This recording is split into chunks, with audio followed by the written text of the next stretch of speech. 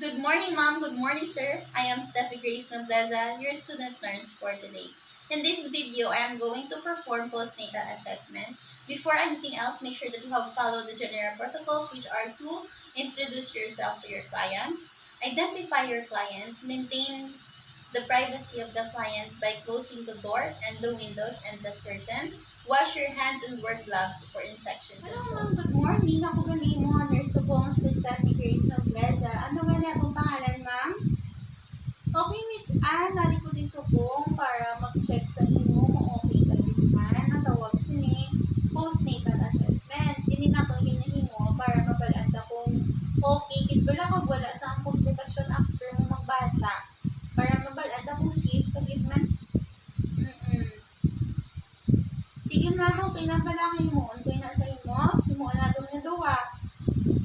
Okay ma'am, salamat.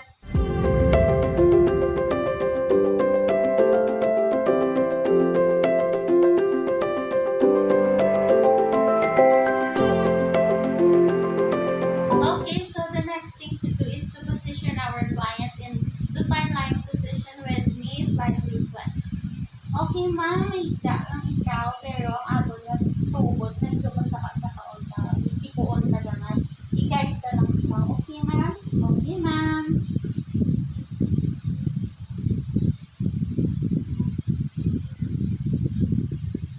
Okay, so after doing that, make sure that you have gathered already the data that you have needed.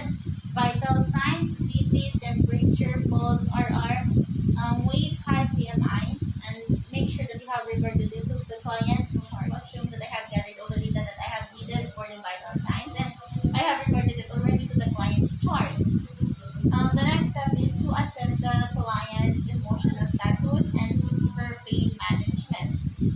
Ma'am, kumusta? Ikaw okay ka lang, ma'am? May nabatsagan ikaw? May masakit sa imo ang kalawasan? Happy ka man? Hindi napagawa ni mo bang baby?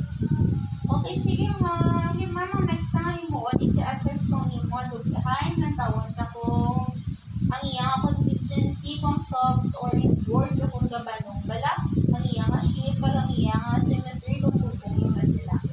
Okay lang bala ma'am?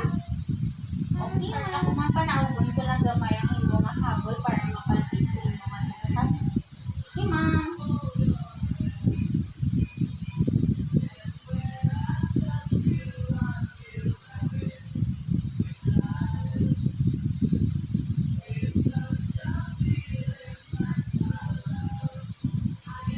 Okay ma'am, check ko naman sa buong mga nito kung may nagam para manong bala, kung plato kong inverted para managpapalay kung pwede ka kung okay, hindi nga magpa-press nito ikaw sa mga baby. Okay ma'am.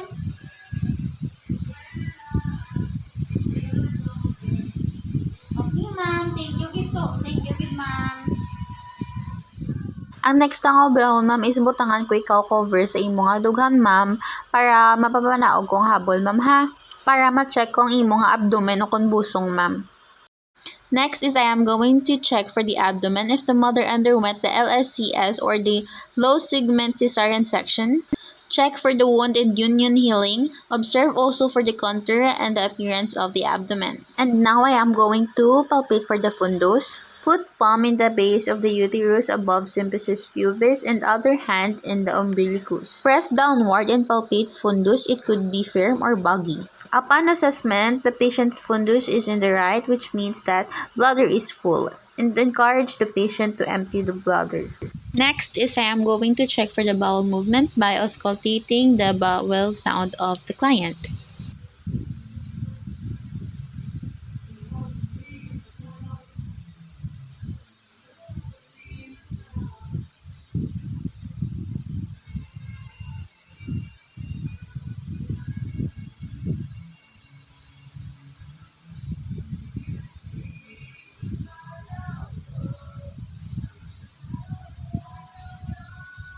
After that, record your findings and I am going to proceed for the perineum checking. Ma'am, pasakaon ko naman liwat ang imo nga habol ay check kung imo nga genitalia ha. Check ko lang imo nga discharge para ma-detekta kung ano siya nga klase sang lokia. In assessing the lokia, we need to know for the color, amount, and odor, and observe if there is any sign of hematoma. Also ask the client if when was the last time she have changed her pads for you to know the assessment of the amount that is present in her pad. Miss Anne is in the first stage, which is the Lucia rubra. Next step is to examine episiotomy or laceration for rida. This stands for redness, edema, ecchymosis, discharge, approximation of the wound. Upon the examination, 2 centimeters of edema and ecchymosis are notable around the incision of the patient, Miss Anne. Before putting back the underwear of your client, make sure that you have changed the pad. And if the patient is able to do so, then that is better.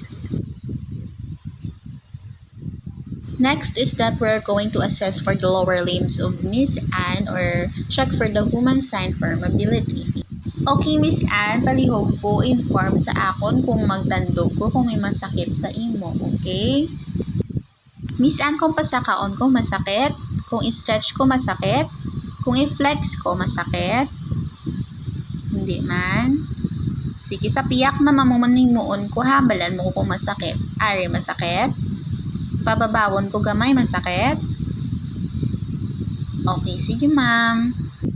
Also check for the feet or edema if there is any swollen or calf tenderness is present or notable for both feet. Note for pain when walking, redness or swelling if there is any.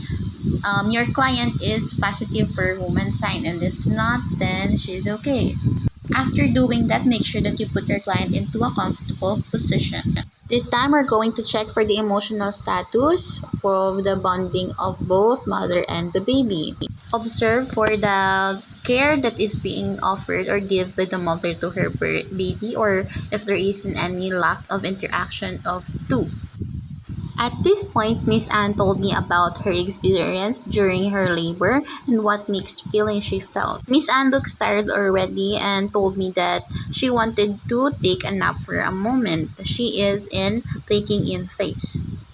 After doing the postnatal care using bubble heat assessment, make sure that you have left the room with the client in a comfortable position and you have covered her. Also, note for the output and input of blood transfusion, and also note for any postnatal complication that is being observed while doing the examination, such as hemorrhage or infection.